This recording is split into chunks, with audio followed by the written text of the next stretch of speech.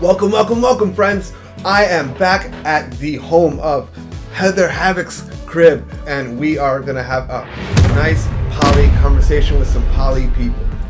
What's going on? I'm Rigo, or Riggs, and yeah, I've been openly poly for 10 years. My name's Heather Havoc.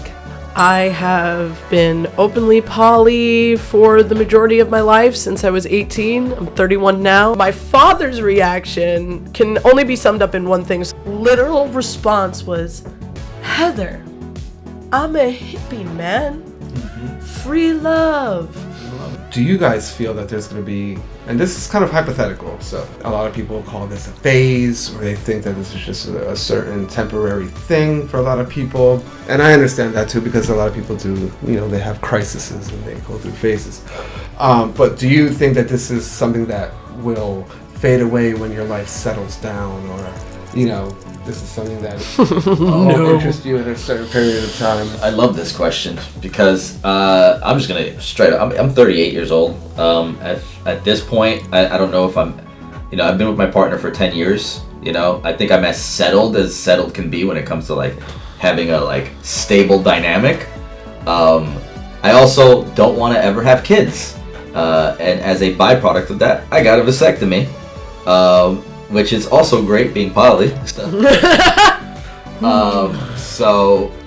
I'm at the point where I'm content with what my relationship is. How do you guys handle finances with your partners? We have some joint expenses, but our money is our money. Aside from when the joint expenses hit, we have to handle our business and handle our responsibilities, whether it's rent or phone bills or credit card bills that we have, joint credit card bills. That's when it's our money, right? But other than that, if I'm planning on doing something with my own money, if I want to treat myself take myself out on a date or take one of my partners out on a date, that's my money. There's no accounting of it other than for myself. I have to hold myself accountable in that regard. Yeah, in terms of building towards the future with a primary partner, I feel you may not necessarily have to share all expenses, but it's a fair thing to be especially if you've been with somebody for a long time, to be maybe we'll have a little joint account, maybe we'll have a joint credit card, and this will be our way of getting things that we need or want to do together, And then as far as my other partners goes, there's no sharing of any expenses outside of whenever we're gonna go a lot of times we go Dutch for things. Either I'll buy something and then they'll get I'll get the movie tickets, they'll get the dinner. I did a hotel room night with one of my partners, which was really fun. So we split the hotel room down the middle, and then we fed each other. It's very I take care of you, you take care of me vibes, Same. I'm sorry if I am going to make some women upset with this, but on the first date, I've done nothing to earn a free meal, and it genuinely makes me uncomfortable to have somebody pay my way, because it always feels like there's an expectation beyond that. And people say, oh no, well they shouldn't expect it, and it's but then why do you expect a free meal? Oh, many do. And that's the thing, I don't like that. Because it's not actually equal, and that doesn't feel right to me. You want to treat me to something, at least do it after we've been out for a few times, or I've shown you a level of loyalty and a level of understanding and a level of emotional connection that is that makes you want to treat me. It shouldn't be an obligation. Again, just because I'm hot and you're spending time with me, fucking go then do escort work. If you want to be paid for your time and money and food, go do escort work, but don't go on a date expecting that. Where's your money? Where's your money? Where was your budget for this date? But if I say that I'm cheap, though, you know what I'm saying? I don't agree with that. I just don't agree with that. And dating gets expensive. Then it gets expensive, and as a poly do dating, I'm sure it's just a pain in the ass. Oh yeah. Some of these women will get up and leave in the middle of the day. They'll leave in the middle of the meal because they felt overwhelmed. In polyamory, a lot of people want to try you on you're a coat. You know, I just thought I would like to try polyamory and see what it's like and see how I felt about it at my expense. Yeah. That is like not cool. We're not your experiment, guys. Like, just so you are all clear, nobody in polyamory that has been an active participant in polyamory that's made all the mistakes you're going to make as a newbie, none of us are interested in training you. Right. Just do your fucking research and go to therapy. And honestly, all you have to do is read a book if you don't want to do any of that. Read more than 2. Read The Ethical Slut. Those are simple books that a high schooler can read and understand. And they're not even that long. Mm-hmm. I don't even read them. I listen to them. I got audio books. Like, you have no excuse. Read the books. Look at the podcasts. You know, there's a lot of poly groups. Mm-hmm. That you can join. I'm pretty sure there's probably poly meetup on meetup.com. Oh my God, there's literally local poly group. There's literally in New York City, for those of you that are interested in like learning more about the culture and having a safe, like more vanilla space to interact with polyamorous people, it's literally like a mixer. Yeah. It's called Poly Cocktails. It's in New York City.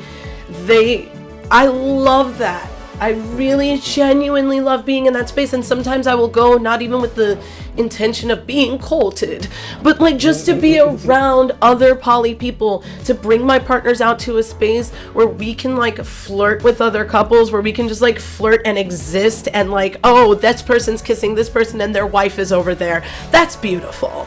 Like, I love that. Like, I love being in spaces like that. If you can't fathom the idea of like your partner potentially getting slammed by someone that can slam them better than you ever can, then know that that's what she's going to go through when you go and date and hook up with someone else. You know, yes, there's always going to be a bigger D out there. That's always the case. However, you need to understand that she chose you for a specific reason. When you are intimate as a man with another woman, like, you should think about how that affects your partner in all ways. How does it affect you when you think of your lady getting slammed in a certain way? You know, examine those kind of thoughts before you enter polyamory, because, you know, that stuff is a real deal. Like, it's a real thing. And it's not like it just magically goes away because you're ethically non-monogamous. Mm-hmm. And then just a little aside for the dudes who are dating bisexual women. Don't dwell on the fact that it's that there's men in the mix, right? Because you show your misogyny really quickly when it's like, oh, I don't care if she's seeing other women. Like, bro. Oh, but the minute a dude comes, right? Then it's just like, it's a different story. The one penis policy. Oh, gross. Yeah. But all right. So, but in defense of people like that, I've noticed a lot of women telling me like, well, I play with girls, but I don't really have any interest in other dudes. Well, then that's their choice. Yes, it's one thing. So see, here's the thing.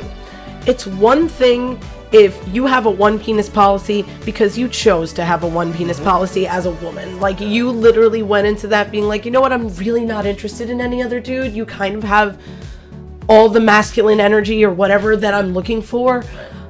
I would be much more interested in dating a woman or playing with women, because honestly my preference is more towards women, and you're like the one-off dude. That's one thing, right? But it's another thing for the man to come into a polyamorous dynamic and demand that he is the only penis, that it is only him, that you don't have the option of exploring that connection with another man because he says so and that's his boundary. That's insecurity. I don't vibe with that. I don't really like keeping anyone that don't want to be kept. Exactly. Like, if they're gonna leave you, they're gonna leave you anyway. If you guys are not romantically incompatible, if you guys are not romantically compatible, polyamory will rip that shit wide open. Rip that shit wide open. And I have watched couples literally open up their relationships, and within a few months, and they are with the other person that they started opening up with, and that's not exactly healthy either. And I bet you they didn't read the book. No. And it's literally just a bunch of monkeys throwing shit at each other. That's literally what it looks like to me. Guess what, guys? Hate to tell you this, doesn't matter how much reading you do, you can't totally get rid of jealousy. It's going to happen. Yes. It's an inevitability. But the way that you handle jealousy, the way you approach jealousy, the way you deal with jealousy changes with polyamory. What's a tip you have for someone for expressing their jealousy? Ooh, that's a good one. Here's mine. You ready? Hit me. Hey, I'm jealous. Yeah. Yeah. That's good. Just open and honest about it. Own your emotions. Own your insecurities. Sheesh. She's done now seeing you soft. What are you worried about, sir? Seriously, and ladies, you can express your jealousy without it coming out as like, this fucking bitch. Like there are like ways to express your jealousy without being like, well, I'm also going to make this passive aggressive comment to kind of let you know that I'm upset, but it's fine. Don't do that. Use your words. People don't understand the flowery language you so desperately want them to. And I'm tired of people saying like, you should just know, read between the lines, stop it. That's literally going to be the downfall of your relationship when you're trying poly. Like, you have to be willing to be vulnerable and say, I'm feeling jealous, and then explore, why are you feeling jealous? Is it because this is reminding you of something that happened in the past and now you're worried it's going to repeat in the future? Is your partner actually not respecting your boundaries? Is your partner caught up in what we call new relationship energy and they're kind of neglecting their responsibilities with you as a partner, and like you're feeling a little left out? There are ways to have these conversations without attacking each other, and with it being like you guys versus the problem instead of you two versus each other. Both of you guys, what would you say is something that's been your biggest polyamorous peak? Like your happiest moment? Ooh, okay. It's gonna go back to sex for me for a second. For a second. It was me sexually satisfying my 3 partners within a 24-hour period. It was phenomenal. Love that. Love that for me. It was literally, I had a moment with one of my partners when we were at a hotel, and I did my thing. We were doing our thing all night, and then in the morning, and then after that, we went our separate ways in the afternoon, and then I went back home where I had another partner who I then also did the deed. And then after that, later in the evening, my primary partner came home, and I was just on freaking rampage and decided to go for round 3. So that's my that's for the boys. My peak is now. There were a lot of really fun times, like going to sex parties and like doing kinky shit and having group sex and blah blah blah blah.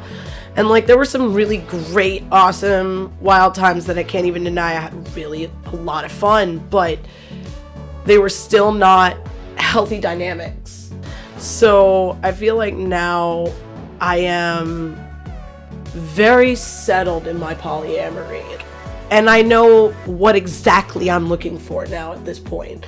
So when it comes to the people that I am currently dating, like I am able to look at all 3 of them and see exactly like who they are for what they are, love them for who they are right now in this moment, not the potential I see in them. Genuinely, I am able to be present. I know that I asked a lot of poly questions and I actually didn't answer a lot of them. It wasn't because I forgot, it was because I have taken a new attitude in my polyamorous journey of it's none of your goddamn business. I've taken this approach due to being, like I said before, I think a lot of people want to talk to you and they want to ask you questions and then they want to see if they're going to be your guinea pig and all this other stuff and try you on, and I'm not interested in that. So, for most of the record, it's none of your goddamn business. You hear that? Your 30s are not the end, they are just the beginning, and they're honestly like, I am in my prime. You are not in your prime when you're in your 20s. You have so much to learn, and like, I know I might sound like an old crotchety lady for saying that, but genuinely, you still have so much to learn. Your brain is not fully developed. Just, it's okay. You don't need to be mature for your age. And anybody who's telling you that is trying to groom you. So the next question here is, how long do you wait until you move in with your significant other? Ooh. Okay, so me and my partner make this joke where we have like we call our relationship a lesbian relationship because we literally like within like months of meeting each other we moved in right away. If you know, you know. What about you? What's your ideal time? Oh, for me, I'm like, I trust you to do certain things, but in my space, like, see, that's the other thing. I have a very specific way that I would want to live with a partner at this point. I don't want to share a bedroom. I want to have separate bedrooms. I don't want to share a bedroom with you. What in the world? Yeah, no, I don't want to share a bedroom with you, because if we're going to be polyamorous and we like need to host and whatnot, why do I have to be banished to the guest room? With all my not things? Wow. On top of that, maybe I want to keep my room in a different way than you. Maybe I'm neater than you and you need one area where it could just be chaos and it's your corner. You decorate it how you want to. Also, sometimes I'm pissed at you or I'm overstimulated and I just want to be in my space and I don't need you going in there to go and get your hoodie to go for a fucking walk. Like, leave me the fuck alone. Like, go away. Even the way that I would want to live with a nesting partner, and mind you, I would still probably sleep with them most nights, you know. Most nights. But sometimes you want a starfish, you know. Sentences you can only say when you're poly. Yeah, sometimes you want a starfish. Sometimes you just don't want to share a bed. Don't mind me. Like I told you before, I'm a twin, so I've never been alone, so I'm hearing some of the shit. I'm just like, what? Yeah, no, I just separate rooms. Yeah, I would love that shit. Also, the whole idea of hey, sometimes you might need to host and your partner comes here. I'm literally the type of partner that's gonna high five you and be and before they come over, be I expect to hear them. And if I don't, you have failed me. Because we also have a rule in the house of do not shame sounds. We are all grown-ass adults that pay bills. No quiet fucking allowed. Absolutely not. This is a real sentence. Well, thank you so much for having me, you guys. I appreciate you having me in your casa. You guys have a beautiful home. Awesome. This is a beautiful poly den over here. If you enjoyed this video, please let us know. If you have questions that you want us to ask, if you want us to do more poly talk, let us know down below in the comments. And do me a favor, subscribe, share, comment, and do the work. And I love you so, so much.